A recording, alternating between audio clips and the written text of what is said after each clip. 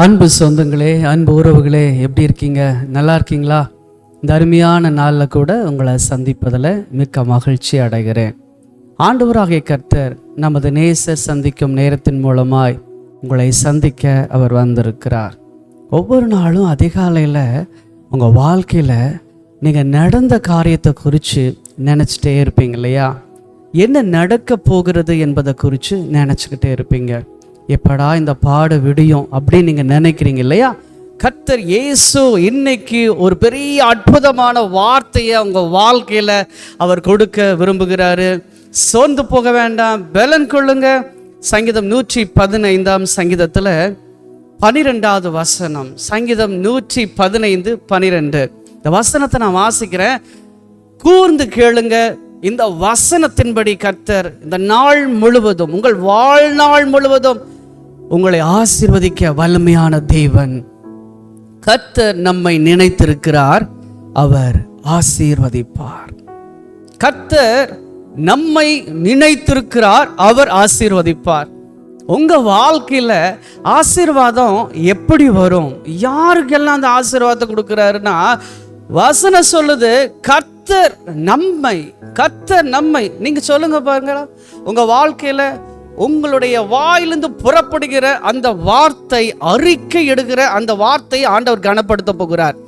நீங்க படுத்துட்டு தூங்கிட்டு இந்த டிவி நிகழ்ச்சி பார்த்துட்டு இருந்தாலும் சரி, மொபைல்ல இந்த டிவி நிகழ்ச்சியை நீங்க பார்த்துட்டு இருந்தாலும் சரி, இப்போ நீங்க உங்க வாயை திறந்து சொல்லுங்க, கர்த்தர் என்னை நினைத்திருக்கிறார். எங்க சொல்லுங்க பார்க்கலாம், கர்த்தர் என்னை நினைத்திருக்கிறார், அவர் ஆசீர்வதிப்பார். ஆம் கர்த்தருடைய பிள்ளைகளே, கர்த்தர் உங்களை நினைத்திருக்கிறார், அவர் ஆசீர்வதிப்பார். வேதம் சொல்லுகிறது பாருங்க, அவர் இஸ்ரவேல் குடும்பத்தாரை ஆசீர்வதிப்பார், ஆரோன் குடும்பத்தாரை ஆசீர்வதிப்பார், கர்த்தருக்கு பயப்படுகிற பெரியோரையும் சிறியோரையும் ஆசீர்வதிப்பார். எப்படி? இஸ்ரவேலை அவர் ஆசீர்வதிப்பாராமா. இஸ்ரவேல் அப்படின்னா என்ன அர்த்தம்னா, தேவனோடும் மனுஷனோடும் போராடி மேற்கொண்டவன் என்று அர்த்தம். பாருங்க, மரணத்துக்கும் ஜீவனுக்கும் இருக்கிற போராட்டம் உங்க வாழ்க்கையில் இருக்குதா? கடன் பிரச்சனையா?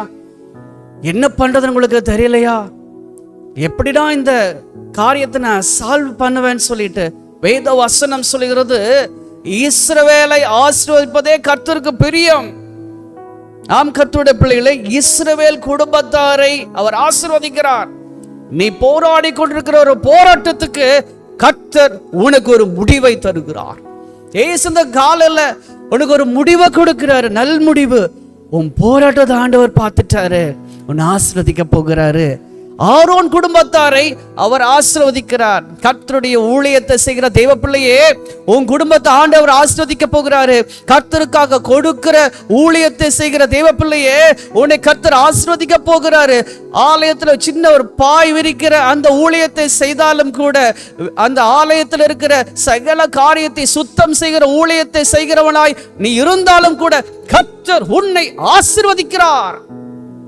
ஆசீர்வதிப்பேன் என்று ஆண்டவர் சொல்றாரு.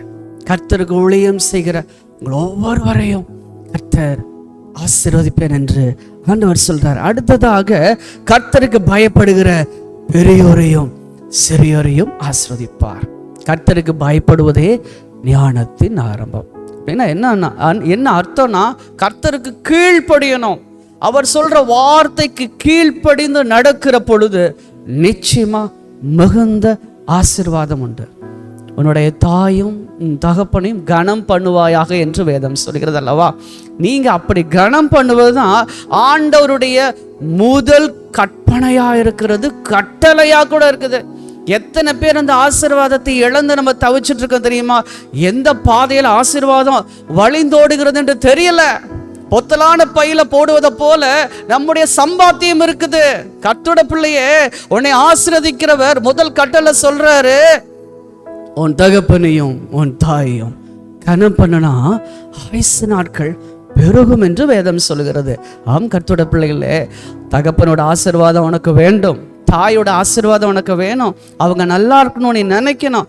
நீ வாழ்ந்திருக்கும்படி அவங்க தன்னுடைய ரத்தத்தை வேர்வையா சிந்தி சம்பாரிச்சு உன்னை படிக்க வச்சாங்க இல்லையா, அவங்க ஆசீர்வாதம் உனக்கு வேணும். கர்த்தருக்கு பயப்படுகிற சிறியோரையும் பெரியோரையும் கர்த்தர் ஆசீர்வதிக்கிறார். இந்த காலையில இந்த 3 காரியத்தை பார்த்தோம்.